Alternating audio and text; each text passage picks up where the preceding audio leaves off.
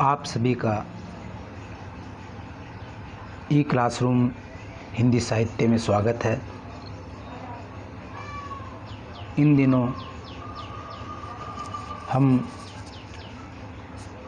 रीतिकाल के कवि केशवदास के प्रबंध काव्य रामचंद्रिका के पाठ्यक्रम में निहित छंदों की व्याख्या पर पाठ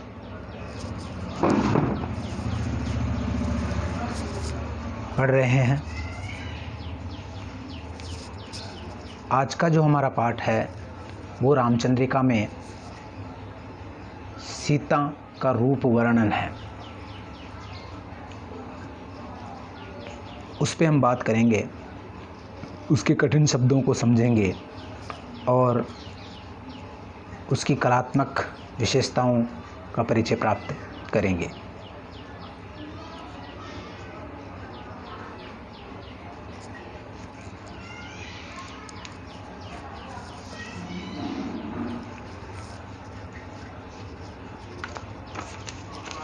तो पहले एक बार सीता के रूप वर्णन आपको स्क्रीन पे दिखाई दे रहा है।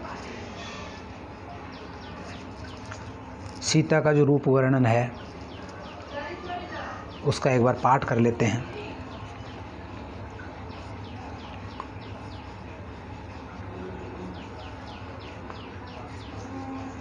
ये दंडक छंद है। दंडक कवित्व जैसा ही छंद होता है, वर्णिक छंद होता है।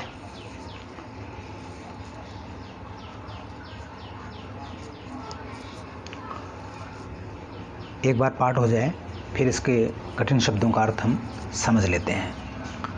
तो को है दमयंती इंदुमती रति राति दिन होई न छबीली छवि इन जो सिंगारिये। को है दमयंती इंदुमती रति राति दिन होई न छबीली छवि इन जो सिंगारिये। केशव लजात जल जात जात वेद ओप जात रूप बापुरो विरूप सो निहारिये। केशव लजात जल जात जात वेद ओप जात रूप बापुरो विरूप सो निहारिये। मदन निरूपन निरूप भयो चंद बहु रूप अनुरूप के विचारिये। सीता जी के रूप पर देवता कुरूप को है। सीता जी के रूप पर देवता कुरूप को है। रूप ही के रूपक तो वारी वारी डारिये। रूप ही के रूपक तो वारी वारी डारिये। इस तरह से उन्होंने ये सौंदर्य वर्णन करने में सौंदर्य के मानदंड जितने भी हैं, चाहे वो मानव, मानवेतर, देवता, सभी तरह के जो सौंदर्य के मानदंड हैं, जो उपमान हैं, उन उपमानों की एक तरह से श्रृंखला यहाँ पर बांध दी है और सीता जी के रूप का वर्णन किया है। शुरुआत उन्होंने जो मानवीय सौंदर्य है, स्त्री जाति का जो सौंदर्य है, उसकी जो प्रतिमान, जो आदर्श हमारे साहित्य में मानी गई है, काव्य शास्त्र में मानी गई हैं, उन स्त्रियों जो अपनी पातिव्रत्य और रूप सौंदर्य के कारण प्रसिद्ध थी, उनका वर्णन किया है। इनमें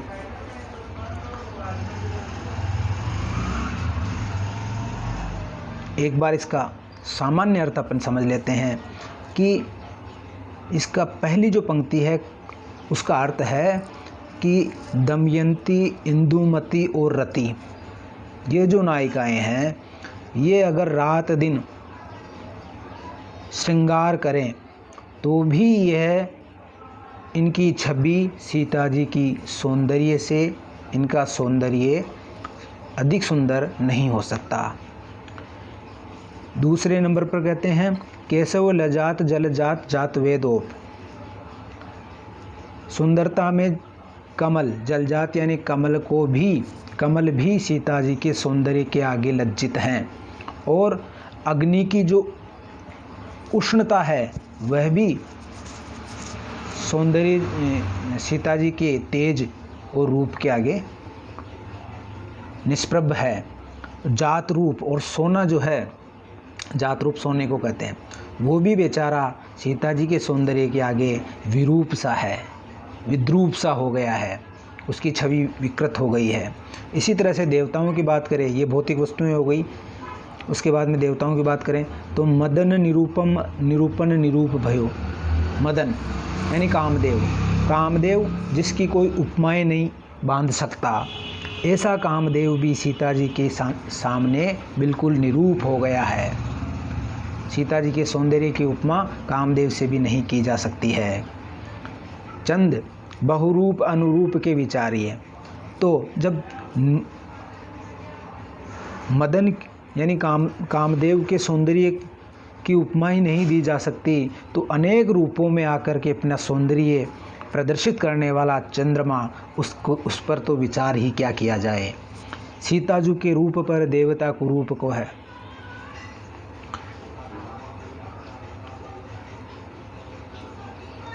सीता जी के रूप पर देवता कुरूप को है, रूप ही के रूप तो वारी वारी डारी है।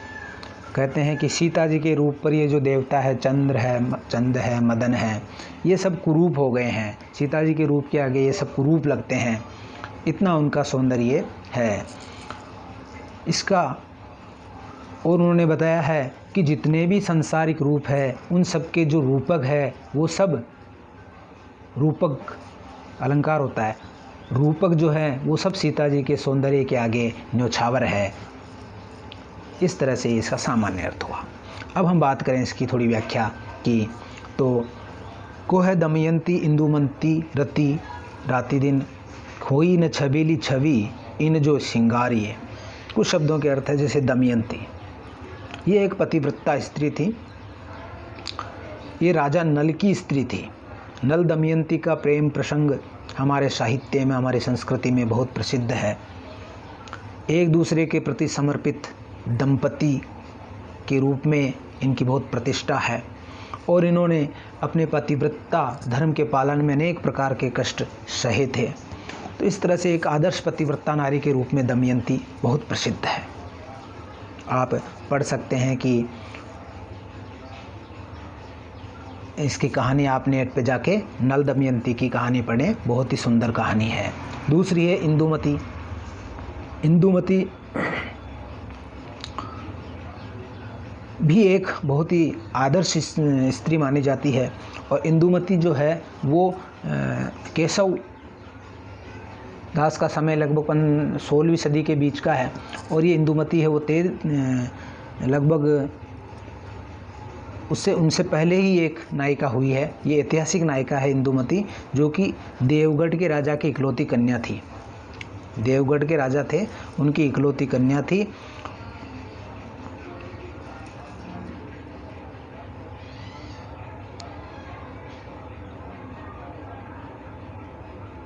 और उसको मतलब जो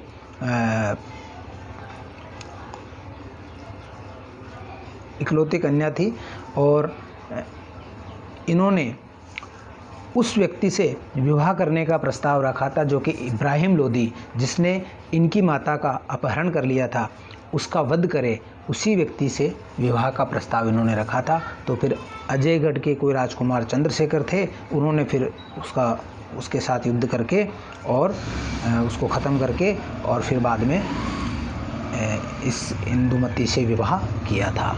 तो ये इंदुमती भी एक ऐतिहासिक नायिका है। और इसी तरह से जो इंदुमती है वो वास्तव में किशोरीदास गोस्वामी जी ने सन 1900 में हिंदी में कहानी लिखी थी, उसकी ये नायिका है। और शाब्दिक अर्थ की बात करें तो इंदुमती का मतलब होता है पूर्णिमा। तो यहाँ पर ये अर्थ ले सकते हैं कि जो चांदनी है, पूर्णिमा यानी पूर्ण जो चांद होता है, उसकी चांदनी भी यहाँ एक अर्थ लिया जा सकता है। रति आप जानते हैं कि रति जो कामदेव है उनकी स्त्री का नाम है, जो कि बहुत ही सुंदर मानी जाती है। छबीली छवि, तो ये सब अगर रात दिन भी श्रृंगार करें तो भी इनकी छवि, इनका सौंदर्य इतना शोभायुक्त सुहावना नहीं हो सकता जितना सीता जी का है। श्रृंगार नारी का एक प्रमुख विशेषता होती है। आगे बात करें कुछ शब्दों के अर्थ है जैसे केशव लजात जलजात। जलजात कहते हैं जल में जन्म लेने वाला यानी कमल, और जात वेद यानी जात वेद कहते हैं अग्नि को। ओप यानी उसका चमक, अग्नि की चमक। और जात रूप यानी सोना, जो कि अग्नि में तप करके रूप ग्रहण करता है, जो अग्नि में तप करके रूप ग्रहण करता है उसे कहते हैं सोना। वो भी इनके सौंदर्य के आगे बिल्कुल फीका हो गया है। मतीराम जी का भी एक इसी प्रसंग में सोने को कुंदन भी कहते हैं। सब सोना अग्नि में तप करके नया रूप ग्रहण करता है तो कुंदन कहलाता है। तो कुंदन को रंग फीको लगे, झलके अति अंगनु चारु गोराई, आँखिन में अलसानी चितौनी में मंजू विलासन की सरसाई, को बिनु मोल बिकात नहीं, मतिराम लहे मुस्कानी मिठाई, जो जो निहारी ये नेरे वे नैननी, त्यों त्यों खरे निकरेसी निकाई। तो ये बड़ा ही प्रसिद्ध छवैया मतीराम जी का है, जिसमें नायिका के सौंदर्य का ही वर्णन है। कुंदन को रंग फीको लगे, यानी सोने का जो रंग है वो भी नायिका के रंग के आगे फीका लगता है। तो यहाँ सीता जी का रंग का वर्णन है कि वो इतनी, उनका रंग इस तरह का था। इसी तरह से बात करें आगे कि मदन निरूपम यानी उपमा रहित बेजोड़, निरूपम यानी जिसको उपमा नहीं दी जा सकती। तो यहाँ पर बताया कि जो मदन है, जो कामदेव है, उसको कोई उपमा नहीं दी जा सकती, वो निरूपम होता है। उसका चांद अपने आप में अकेला होता है, अद्वितीय होता है, चांद जैसा कोई दूसरा चांद नहीं है। लेकिन वो भी सीता जी के रूप के आगे निरूप है, उसका रूप का कोई महत्व नहीं है। इसी तरह से मदन है, उसके बारे में भी यही बात है। और निरूपण, मदन निरूपम निरूप भयो, यानी निरूपण का मतलब होता है निरूपण करना, यानी प्रकाश डालना, किसी विषय का बहुत ही वर्णन करना, बखानना, है ना। तो जो कामदेव है उसके सौंदर्य का निरूपण नहीं किया जा सकता, वो इतने सुंदर है। लेकिन वो भी सीता जी के सौंदर्य के आगे बिल्कुल रूपहीन हो गए हैं, आकारहीन हो गए हैं, उनका कोई महत्व नहीं है, तुच्छ हैं। तो इस तरह से बात है। आगे है कि सीता जी के रूप पर देवता कुरूप को है। जो देवता है ये सब वो कुरूप हो गए हैं, मतलब मदन है, चंद्र है, ये सब जो देवता है ये कुरूप हो, अग्नि है, ये सब देवता है, ये सब सीता जी के सौंदर्य के आगे कुरूप इसलिए हो गए हैं क्योंकि जो सीता जी है वो रूप की साक्षात मूर्ति है, प्रतिकृति है, और साक्षात वो खुद ही रूप है, रूप का पर्याय है। तो उसका रूपक कौन गढ़ेगा? इसलिए सारे जितने भी रूपक सौंदर्य के माने जाते हैं वो सब सीता जी के सौंदर्य पर न्योछावर है। ये इसका अर्थ हुआ। तो आप अपने सवाल हैं वो मुझसे पूछ सकते हैं और लिख के मुझे भेज सकते हैं। अगर कुछ समझ में नहीं आया हो तो और बताने का प्रयास करेंगे। अब आगे बात करें तो ऐसे बहुत सारे साहित्य में ऐसे प्रसंग है जिसमें रूप सौंदर्य के कवियों ने तो काम यही किया है कि नायिकाओं के बड़े अच्छे अच्छे रूप गढ़े हैं, ऐसे ऐसे किरदार खड़े किए हैं जो आज भी साहित्य में अमर है। सूरदास जी जो बहुत बड़े भक्त कवि हैं, उन्होंने भी राधा का, गोपियों का इतना सुंदर रूप वर्णन किया है कृष्ण का कि वह अपने आप में हिंदी साहित्य की धरोहर है। सूरदास जी ने भी केशवदास जी की तरह ही श्री कृष्ण के रूप के बारे में लिखा है। उपमा हरि तनु देखी लजानी, कोऊ जल में कोऊ बननी रही दूरी, कोऊ कोऊ गगन समानी। कि जितनी भी उपमाएं हैं सौंदर्य की, हम सौंदर्य को बताने के लिए, उसका वर्णन करने के लिए उपमाएं देते हैं, लेकिन ये सभी जो उपमाएं हैं, जो हम कोई उपमाएं लज्जित हो जाती है, कोई सौंदर्य ऐसा होता है जैसे श्री कृष्ण का जो सौंदर्य वो ऐसा है कि सारी उपमाएं लज्जित हो गई है। और उपमाएं कोई तो जल में जाके छुप गई है, कोई वन में दूर चली गई है लज्जित होकर के, और कोई उपमा लज्जित होकर के आसमान में समा गई है। और वो कहती है गारी देही कबिनी के बरनत श्री अंगतर देत, सूरदास हमको शर्मावत नाव हमारो ले। कौन कौन है? कमल है, मीन है, ये सब जल में चली गई हैं। कोऊ जल में, कमल और मीन श्री कृष्ण के सौंदर्य को देख करके पानी के अंदर शर्मा के चले गए हैं। इसी तरह से शेर है, हिरण है, भ्रमर है, अहिराज है, ये सब जंगल में दूर जा कर के श्री कृष्ण के सौंदर्य से शर्मा के चले गए हैं। और इसी तरह से कोऊ कोऊ गगन समान, यानी खंजन, चंद्र, एक पक्षी होता है खंजन, और चंद्रमा और बिजली को उपमा दी गई है। श्री कृष्ण की जो दांतों की जो पंक्तियों की चमक है वो बिजली के समान है, वो भी आसमान में जा कर के चली गई। और ये सारी उपमाएं कवियों को गाली देती है। क्यों देती है? कि तुमने हमारा वर्णन श्री कृष्ण के सौंदर्य से को दिखाने के लिए किया। इस बात से वो लज्जित है और वो कहती हैं कि हमको शर्म आ रही है कि हमें श्री कृष्ण के सौंदर्य के बराबर बता करके हमारा नाम लिया जा रहा है। तो इस तरह से बड़े बड़े कवि हिंदी साहित्य में हुए जिन्होंने इस तरह से रूप सौंदर्य के वर्णन में बहुत ही बड़ी अच्छी कविताएं लिखी है। वो हिंदी साहित्य को जब हम पढ़ते हैं तो हमें पता चलता है। अगला जो छंद है वो है मदिरा छंद, जो कि परशुराम जी जो है परशुराम संवाद, यानी आप देखते हैं कि सीता स्वयंवर का जो प्रसंग था, जिसमें राम और सीता जनक का जो शिव धनुष था उसमें राम उस स्वयंवर में जाकर के शिव धनुष को तोड़ते हैं। तो वहाँ पर एक परशुराम जी आते हैं और परशुराम जी और राम का बहुत ही विवाद होता है, बातचीत होती है। तो उस बातचीत का वर्णन रामचरितमानस में भी किया गया है और इसमें भी उस संवाद का वर्णन यहाँ किया जा रहा है। यहाँ पर ये मदिरा छंद है। मदिरा छंद वास्तव में 22 वर्णों का, यानी 22 अक्षरों का एक छंद होता है। इसमें आप गिनेंगे तो 22 अक्षर होंगे। तो तोरी से लेकर के बरी तक ये 22 अक्षर इसमें आपको मिलेंगे। और इसमें मदिरा छंद में होता क्या है कि 7 भगण होते हैं और अंत में गुरु होता है। आप देखो ब री में री के अंदर गुरु है। इसी तरह से करी री के अंदर गुरु है। हऊ में कहो में हऊ के अंदर गुरु है और गहो में हऊ के अंदर गुरु है। इस तरह से 22 मात्राओं का ये 7 भगण इसमें होते हैं। आपको ये तो पता ही होगा कि जो वर्णिक छंद होते हैं उसको वर्णों की उसमें गिनती होती है और उसका एक सूत्र होता है यमाता राज भान सलगा। तो भानस यानी गुरु लघु लघु इसमें चलता है। जैसे तो री से, तोरिस में देखो पहला तो गुरु है, फिर बाद में री लघु है, फिर स लघु है, फिर रा गुरु है, स लघु है और न लघु है। इस तरह से ये क्रम वर्णों का लगातार चलता रहता है। तो यहाँ मदिरा छंद का प्रयोग किया गया है। मदिरा छंद का दूसरा नाम मालिनी छंद भी है। तो यहाँ पर परशुराम और राम का संवाद एक बार हम पढ़ लेते हैं और उससे आगे जो है वो कुंडलियाँ छंद है। कुंडली छंद के बारे में भी हम आपको बता देते हैं कि कुंडली जो छंद होता है उसमें क्या होता है कि दोहा और रोला मिलकर के एक कुंडल की तरह गुंथे हुए रहते हैं आपस में। दोहे में हम जानते हैं कि 13-11 पर 13 और 13 के बाद में यति होती है। 13-11 विषम मात्रिक छंद है। पहले चरण में 13 मात्राएं होती है, दूसरे चरण में 11 होती है।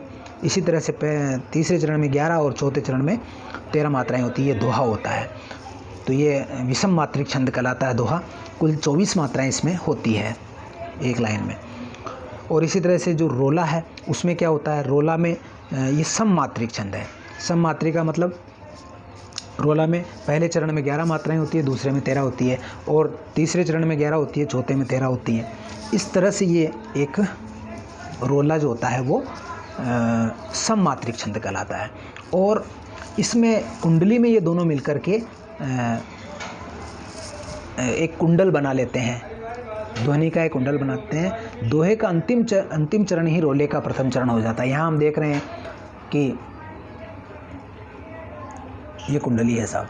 इस कुंडली में आप देखें कि दोहे का जो अंतिम चरण है, जैसे कि ये दोहा 2 लाइनें दोहे हैं, उसमें देखो हम पर कीजत रोस, हम पर कीजत रोस, ये अंतिम चरण है। ये है रोला का प्रथम चरण बन गया है। हम पर कीजत कोस वापस आया, आप देख रहे हैं हम पर कीजत कोस, ये जो है यही वापस यहाँ पर हम पर कीजित रोष आ गया है।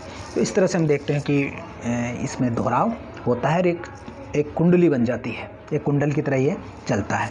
आपने उनका जो गिरधर कविराय के बहुत सारे ऐसी कुंडलियाँ आपने पढ़ी होगी, जैसे कि बिना विचारे जो करे सो पाछे पछताए, काम बिगाड़े आपनो जग में होत हसाए, जग में होत हसाए चित्त में चैन न पावे। आ गया जग में होत हसाए, ये वापस रोला के अंदर पहला चरण बन गया है। जग में होत हसाए चित्त में चैन न पावे, राग रंग मन न भावे, इस तरह से चलता है।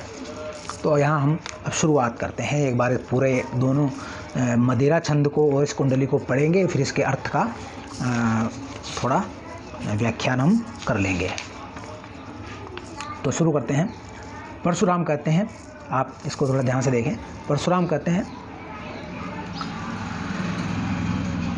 तोरी सरासन शंकर को शुभ, सिए स्वयंवर माज बरी, ताते बढ़्यो अभिमान महामन, मेरियो नेक न संक करी। राम कहते हैं, सो अपराध परो हम सो अब, क्यों सुधरे तुम हूँ दो कहो। परशुराम फिर कहते हैं, उत्तर देते हैं कि बाहु दे दोहु कुठारहि केशव, आपने धाम को पंथ गहो। फिर राम उसका उत्तर देते हैं कुंडली छंद में।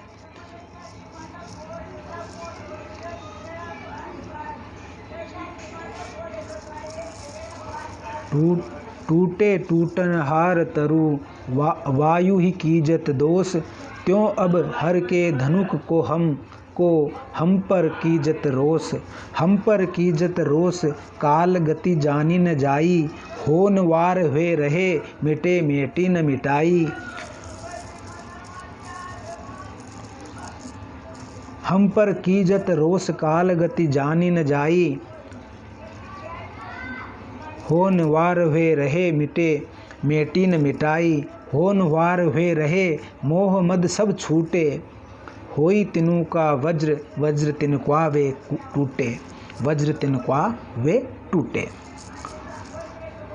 इसको ऐसे राग में भी पढ़ सकते हैं। टूटे टूटन हार तरु, वायु ही कीजत दोष, त्यों अब हर के धनुक को हम पर कीजत रोष। हम पर कीजत रोष काल गति जानी न जाई, होन हार वे रहे मिटे मेटी न मिटाई। होन हार वे रहे मोहम्मद सबको छूटे, होई तीनों का वज्र वज्र तिनक्वा वे टूटे।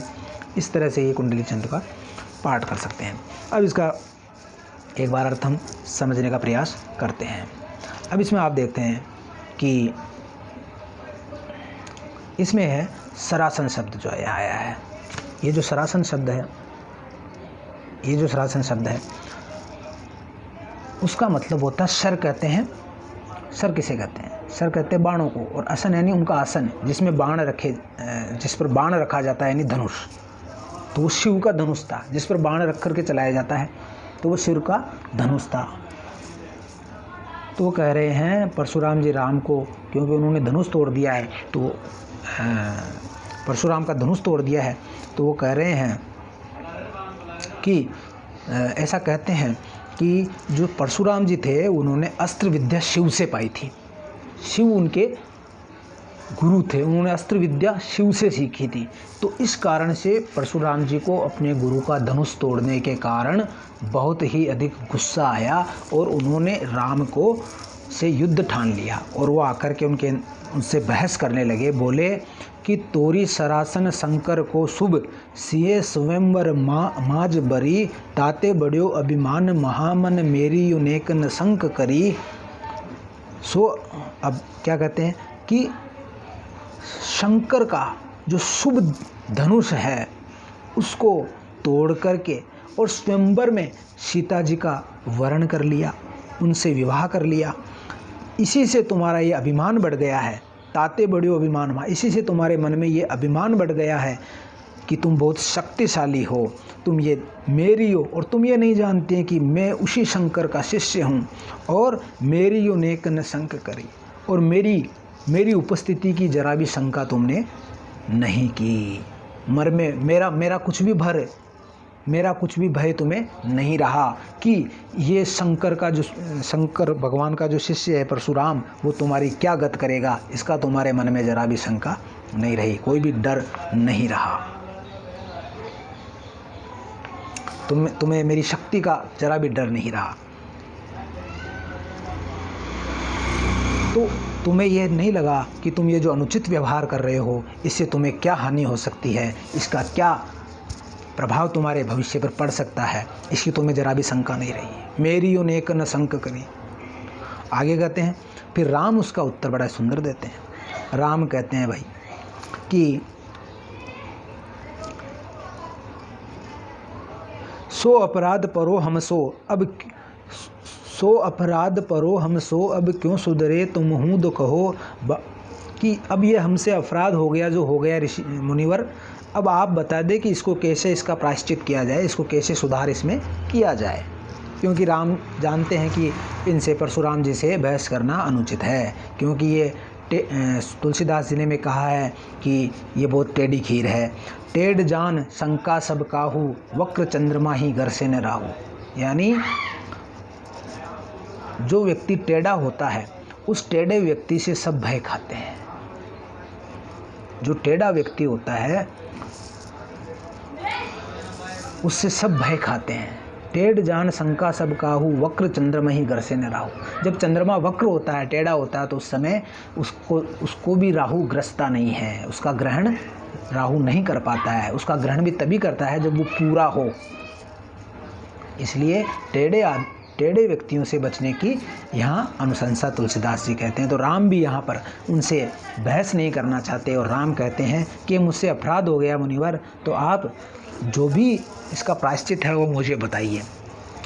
इसको कैसे मैं सुधार करूं कि मैंने सीता जी का स्वयंवर, सीता जी से विवाह कर लिया और शिव धनुष को तोड़ लिया, तो आप मुझे बताइए कि मैं इसका कैसे प्रायश्चित करूं, इसको कैसे सुधार करूं इस गलती का। तो परशुराम जी कहते, बाहु दे दो कुठार ही केशव, आपने धाम को पंथ गहो।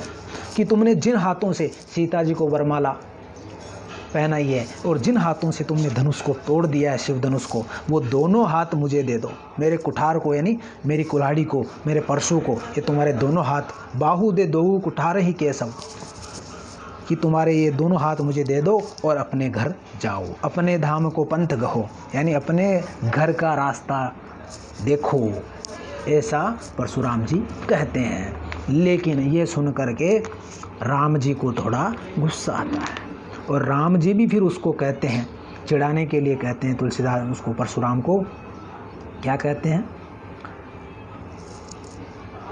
कुंडली छंद में बात करते हैं कि टूटे टूटन हार तरु, वायु ही दोषत दोष, दीजत दोष, त्यों अब हर के धनुष को हम पर की जत रोष। कि वायु जो होती है, वह वायु पेड़ों को गिरा देती है। जो टूटने वाले, जो कमज़ोर होते हैं, जो कमज़ोर पेड़ होते हैं, वो अपने आप टूट जाते हैं, थोड़े से हवा के झोंके से ही टूट जाते हैं। और फिर दोष किस पे दिया जाता है कि आंधी आई थी इसलिए ये पेड़ टूट गया।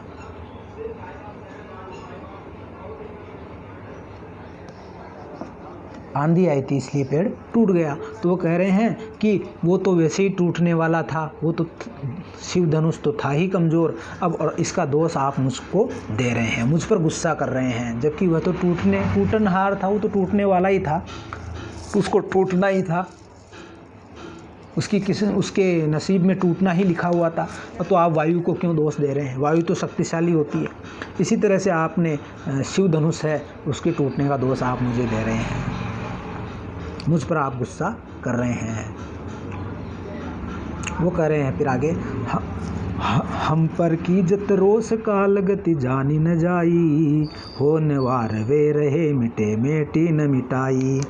कि आप हम पर रोष कर रहे हैं, हम पर रुष्ट हो रहे हैं, हम पे गुस्सा कर रहे हैं। काल गति, आप काल की गति को नहीं जानते हैं कि जो काल चक्र है, समय है, यह अच्छे शक्तिशाली चीज़ जो व्यक्ति होते हैं, वस्तुएं होती हैं, उनका भी नशा तोड़ देता है। बड़े बड़े पर्वत भी एक दिन घिस कर के छोटे टीले रह जाते हैं। तो ये तो शिव धनुष है, काल की गति को कोई नहीं जान सकता। होनहार वे रहे मिटे मेटी न मिटाई। कि जो होनहार होती है वह होकर के रहती है, जो होने योग्य है, जो होने वाली चीज़ें हैं, जो भावी है, होनी ही जो चीज़ है, भवितव्यता है, वह होकर के ही रहती है और उसके संकेत हमें पहले से ही मिल जाते हैं। तो राम का जन्म ही शिवधनुष को तोड़ने के लिए हुआ है। इस शिवधनुष उन्हीं के हाथ से टूटना लिखा हुआ था, ये होनहार थी।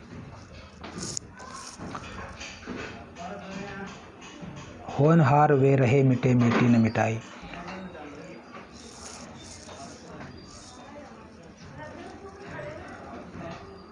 होनहार वे रहे मोहम्मद सबको छूटे, होई तिनु का वज्र वज्र तिनुकावे टूटे। ये जो होनहार है, समय बड़ा बलवान होता है। ये जो समय बलवान है वो अच्छे अच्छों का गर्व तोड़ देता है। तो ये तो शिवधनुष है। तो जितना भी मोह और मद होता है, नशा होता है, मद होता है, मद किस किस का होता है कि किसी को रूप का मद होता है, किसी को अपने पुत्रों का मद होता है, किसी को अपने शरीर की शक्ति का मद होता है। लेकिन एक समय ऐसे आता है कि ये सारे के सारे जो मद है, गर्व है, अहंकार होते हैं, ये सारे के सारे छूट जाते हैं। रावण के कितने पुत्र थे, कितने नाती थे, उसको भी फिर बाद में कोई उसका रोने वाला भी नहीं बचा था। इस तरह से ये समय की बात है। और होई तिनका वज्र वज्र तिनका वे टूटे। और जिसको हम तिनका समझ रहे हैं वो वज्र के समान मजबूत हो सकता है, और जिसको हम वज्र के समान मजबूत समझ रहे हैं वह तिनके के समान टूट सकता है। डूबते को तिनके का सहारा होता है, तिनका भी डूबते के काम आता है, और तो वह उसी के लिए वज्र है। इसी तरह से कहते हैं कि जो हो भवितव्यता है, होनहार है, वो मिटी न मिटाई, किसी से मिटी नहीं जा सकती। तो कह रहे हैं कि जैसे कि आपको पता है होना, ऐसा कहा जाता है कि भाई अपन किसी बच्चे को कहते हैं कि भाई ये बच्चा बड़ा होनहार है, ठीक है, होनहार है ये बच्चा। तो हम उसको इसलिए कहते हैं कि भाई उसमें कुछ ऐसे चिन्ह होते हैं, उस लक्षण, उस बच्चे में कुछ ऐसे चिन्ह होते हैं, उसके लक्षण कुछ ऐसे होते हैं कि हम अनुमान लगा सकते हैं कि भाई ये बच्चा भविष्य में कुछ बनेगा, या आईएएस बनेगा, या ये कोई अफसर बनेगा, हम कह सकते हैं, ठीक है। जो कविवर वृंद है उनका एक बहुत प्रसिद्ध दोहा है जो आप सबको याद होना चाहिए, हिंदी साहित्य के विद्यार्थियों को। वो लिखते हैं कि कूल कपूत जान्यो परे लकी शुभ लक्षण गात, कुल कपूत जान्यो परे लखी शुभ लक्षण गात, होनहार बिरवान के होत चिकने पात। कि जो कुल में जो कौन बच्चा सुपूत होगा, कौन कुपूत होगा, ये उसके बचपन के लक्षणों से भी पता लग जाता है। जैसे जो होनहार बिरवान होता है ना, अच्छा जो वृक्ष होता है, अच्छा जो वृक्ष पौधा ज़मीन में उगता है तो उसके पत्ते बड़े चिकने होते हैं। जिसके पत्ते चिकने हो, बिल्कुल हरे हों, अच्छे पत्ते हों, तो उसी से हमें पता लग जाता है कि ये एक बहुत अच्छा वृक्ष बनेगा। उसी तरह से ये लक्षणों से ही किसी का पता लगाया जा सकता है। तो इस तरह से तिनका शब्द का मतलब होता है तृण, और वज्र शब्द का मतलब होता है कठोर, भीषण। इस तरह से ये आपका आज का पाठ समाप्त होता है। कल फिर हम केशवदास जी के ही कुछ छंदों के साथ आपसे मिलेंगे। तब तक आप इसको एक बार बार सुनें और इसके जो महत्वपूर्ण प्रश्न क्या क्या बन सकते हैं उन पर विचार करें। धन्यवाद दोस्तों।